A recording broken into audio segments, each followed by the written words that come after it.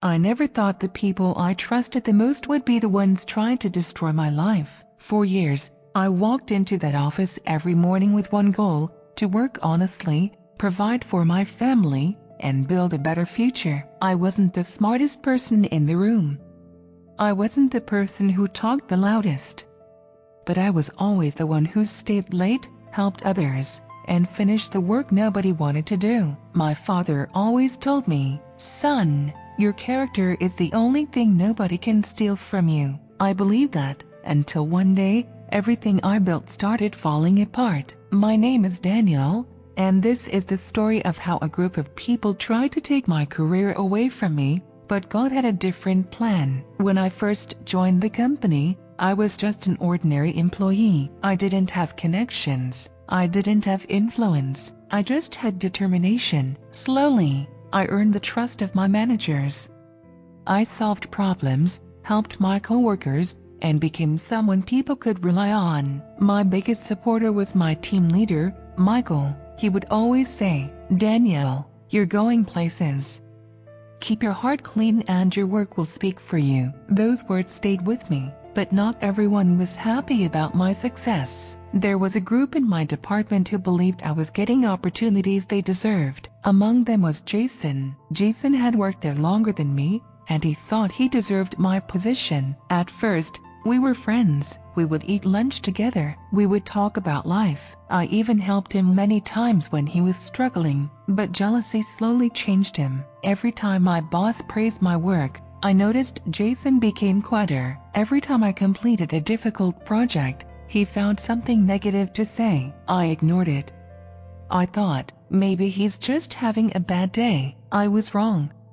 One Monday morning, I walked into the office and immediately felt something was different. People stopped talking when I entered. Conversations suddenly became silent. My coworkers looked at me differently. I sat at my desk and asked my colleague Sarah, "Is everything okay?" She looked nervous. Then she whispered, "Danielle, I think you should talk to Michael." My heart started beating faster. "Why? What happened?" She looked away. "I heard there are some complaints about you." "Complaints?" I couldn't understand. I had just completed one of the biggest projects in the company. My performance was better than ever. So why would anyone complain? A few hours later, my phone rang. It was Michael. "Danielle, come to my office." The way he said it made my stomach drop. I walked into his office. He closed the door. On the table was a folder. He looked serious. "Danielle, I need you to explain something." I sat down. "What is it?" He opened the folder. Inside were documents, reports, screenshots, claims about mistakes I never made. My hands went cold. The report said I had intentionally changed important data. It said I ignored company rules. It said I put the company at risk. I looked at Michael and said, "This isn't true." He didn't answer immediately. Then he said, "Someone officially reported you." I felt like the room became smaller. "Who?" Michael looked at me. "We're still investigating." At that moment, I realized something. Someone wasn't just trying to hurt me. Someone was trying to erase everything I worked for. My job, my reputation, my future. And then Michael said something that shocked me. "Danielle, they are asking me to terminate your position." I couldn't believe it. After years of loyalty, someone wanted me gone. I walked out of that office feeling broken. Everyone looked at me, but nobody knew what was happening inside. I went to the restroom and just stood there silently. I didn't cry.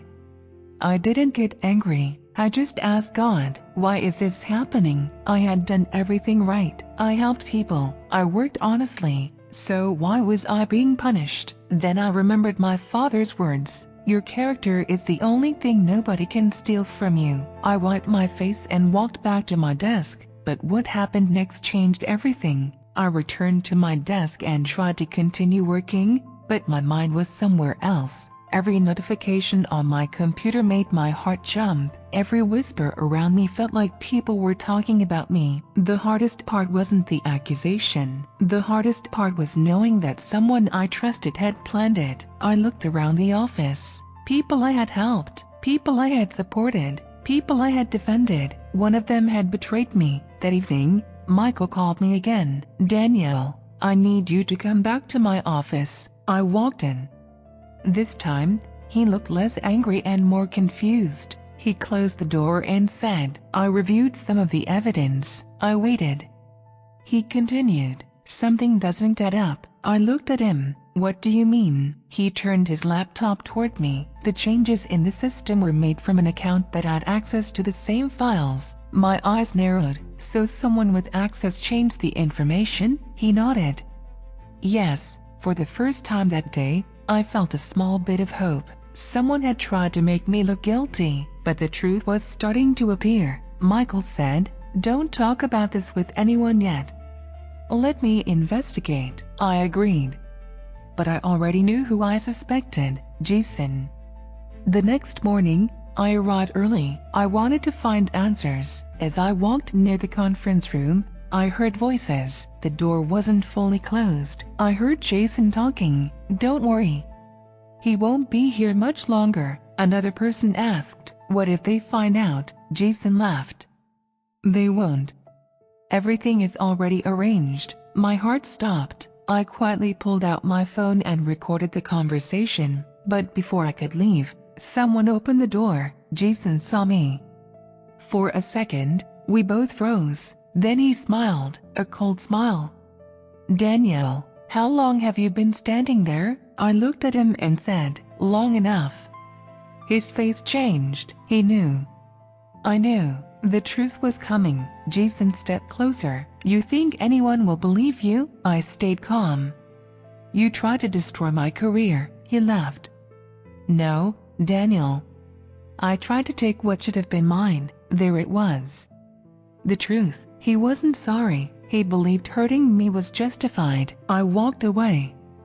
I didn't argue. I didn't threaten him, because deep inside, I knew something. A lie can run fast, but the truth doesn't get tired. Later that day, I was called into another meeting. This time, there were more people. My boss, HR, Michael. I walked in expecting the worst. My boss looked at me and said, "Danielle, before we discuss anything, we need to show you something." He played a video from the security system. It showed Jason entering the office after hours. It showed him accessing files. Then HR placed another document on the table. We found messages between employees discussing this plan. I couldn't believe it. The same people who tried to remove me had left evidence everywhere. My boss looked disappointed. He said, "We trusted the wrong people." Then he looked at me. "Danielle, I want you to know something. Your work history speaks louder than these accusations." Those words meant more than he knew, because for days, I felt like my whole identity was being attacked. But now the truth was coming out. Then suddenly, someone knocked on the door. An HR employee entered. She looked shocked. She whispered something to my boss. Everyone became silent. My boss looked at Jason's name on the document. Then he said, "Bring him in." A few minutes later, Jason walked into the room. But this time, he wasn't confident. He looked scared. My boss placed the evidence in front of him. "Explain this." Jason had no answer. The person who wanted to see me lose everything was now the one sitting helpless. But what happened next shocked everyone in that room. Jason looked at the evidence in front of him, but he couldn't say a word. The confidence he carried for weeks was gone. The person who thought he had controlled everything was now watching his own plan collapse. My boss looked at him and said, "Jason, you were given trust.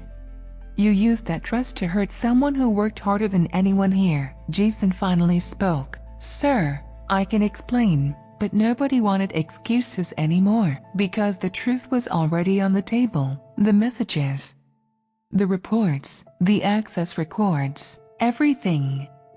My boss turned to me. "Danielle, I want you to tell us something. Did you do any of these things?" I looked at him. "No, sir."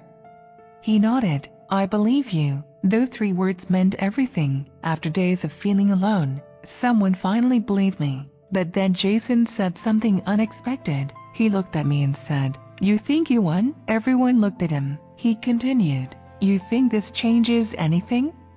I lost everything because of you. I was shocked. Because even after being caught, he still blamed me. I looked at him and said, Jason, I didn't take anything from you.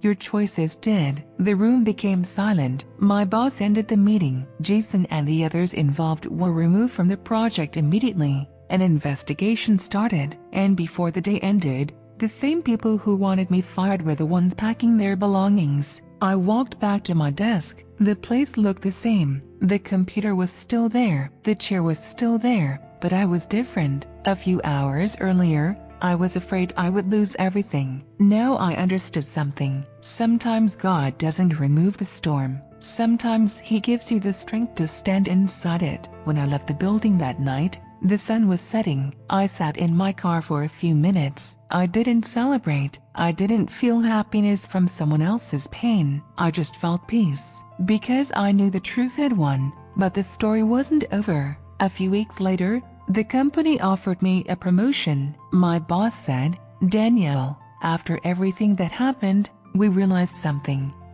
You weren't just a good employee.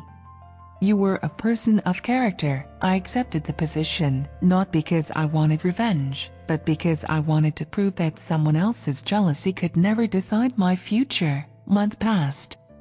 My life started improving again. My career grew. My family was proud. And I forgot about Jason until one day I received a message. It was from him. He wanted to meet. At first, I ignored it, but something inside me told me to go. When I met him, he looked completely different. The confidence was gone. The pride was gone. He looked tired. He said, I lost everything. I listened.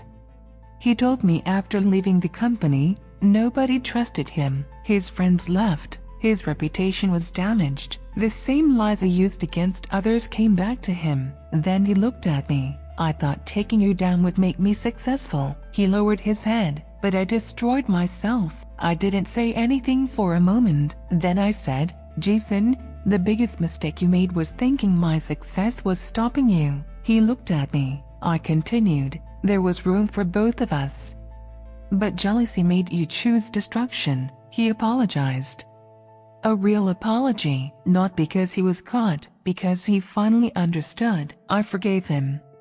Not because what he did was okay, but because I didn't want his actions to control my heart. That night, I realized something important. The greatest victory is not watching someone fall. The greatest victory is standing strong after someone tried to break you. Months later, I was sitting in my office looking out of the window. A year ago, I thought that building would be the place where my dreams ended. I thought one false report could destroy everything I worked for. I thought the people against me had won, but I was wrong. Because sometimes the biggest attacks in your life become the biggest lessons. I learned that not everyone who smiles with you is happy for you. Some people watch your progress and secretly hope you fail. Some people see your kindness as weakness. But I also learned something even more powerful. You don't have to become like the people who hurt you. When they brought lies, I brought patience. When they brought hate, I brought faith. When they tried to destroy my name, I let my actions speak. One evening, I visited my father. We sat outside, just talking like we used to. He asked me, "Do you remember what I told you years ago?" I smiled. "Your character is the only thing nobody can steal from you." He smiled back, "And now you understand." I looked at the sky. For a long time, I wondered why God allowed me to go through that pain. Now I knew. Because the situation that was meant to break me actually built me. The people who tried to close my door accidentally pushed me toward a better one. The same moment I thought was my ending became my beginning. A few years later, I became one of the most respected people in the company, not because I defeated my enemies, but because I never allowed their actions to change who I was. And sometimes, people ask me, how did you stay calm when they tried to destroy your life? My answer is always the same, because I knew the truth doesn't need to scream. It only needs time. The people who planned my downfall lost their own way. The people who lead were exposed, and I walked away stronger than before, because revenge is easy, anger is easy. But forgiveness, patience, and faith, that takes real strength. So if someone is trying to hurt you today, if someone is spreading lies about you, if someone is trying to take away what you worked for, remember this: people may write a false story about your life, but God knows the real one, and sometimes, before you even fight back, the truth has already started working.